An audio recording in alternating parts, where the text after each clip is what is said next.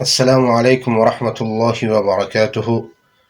دوستان گرامی، چنانی که ما شاهد هستیم در رسانه ها یک گروه مشغول به این هستند که هر روزه باید نمایش بدهند که دین اسلام یک دین افراطگرا یا اینکه یک دین وحشت و یک دین خونخوار است.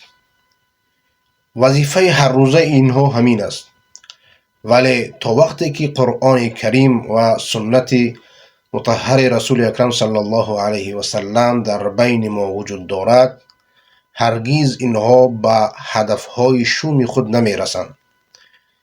زیرا این دین مبین اسلام یک دین کامل و متکامل است که برای ما و شما معامله با غیر دین، معامله با مسلمان، معامله با هر طبقه جامعه تعلیم داده است. مثال اگر درباره معامله با غیر دین نظر کنیم، در سوره ممتحنه الله سبحانه و تعالی می فرماید که لا ينهاكم الله عن الذين لم يقاتلوكم في الدين ولم يخرجوكم من دياركم ان تبروهم وتقسطوا اليهم ان الله يحب المقسطين.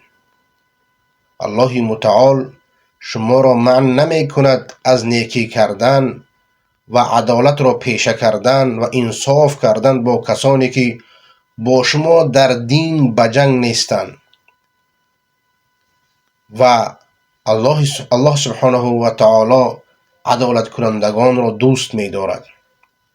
در این آیت الله سبحانه و تعالی نیکی کردن به یک غیر دین را برای ما و شما اجازت می دهد.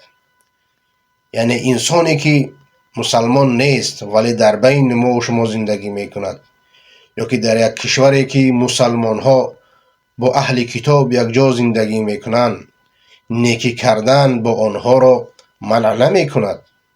یعنی البته که انسان مسلمان باید معامله نیک داشته باشد با آنها، و اگر آنها ظلم می شوند باید که آنها را از ظلم نجات بدهد، و اگر آنها دعوا می کنند بالای یک مسلمان باید که حق آنها داده شود.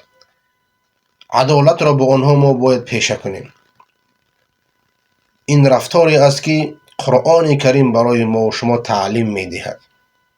چنانه که حضرت عمر رضی الله تعالی عنه وقتی که یک یهودی و یک مسلمان پیش او آمدن و دعوا کردن و حضرت عمر رضی الله تعالی عنه دید که حق از جانب یهودی است، مفاده اون حکم کرد.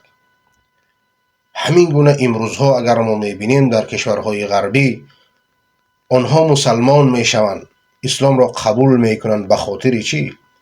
به خاطر همین که مسلمان ها احترام یکدیگر دارند، معامله خوب دارند، احترام پدر و مادر دارند، کلان سالان را احترام میکنند و به خردسالان رحم و شفقت میکنند.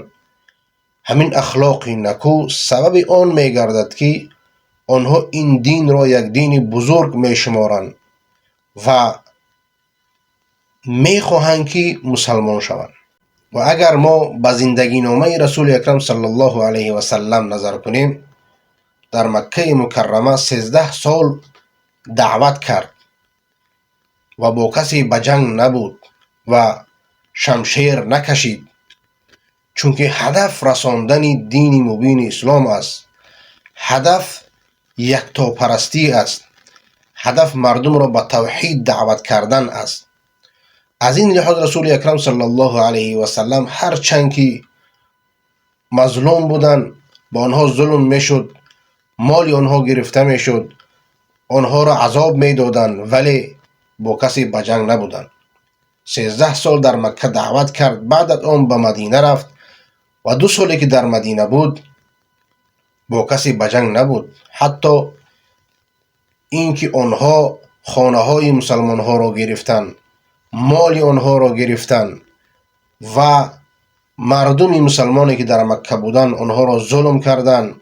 بعد از این قدر سالها ظلم، بعد از آن برای آنها اجازه داد که حق خود را طلب کنند. و اگر غزوات رسول اکرم صلی الله علیه و سلم را نظر کنیم، غزوه بدر در قریبی مدینه بود. یعنی آنها مشرکین میخواستند که مسلمان ها را از بین ببرند. و غزوه احد هم همچنین در قریبی مدینه بود. یعنی مشرکین آمدن به جنگ. و غزوه خندق هم همین گونه، آنها آمدن مدینه منوره را محاصره کردند. و فتح مکه را اگر هم نظر کنیم، به یگان خونریزی مکه را فتح کردند. چونکه هدف اسلام و هدف پیغمبر صلی الله علیه و سلم تنها رساندن یکتاپرستی برای مردم است.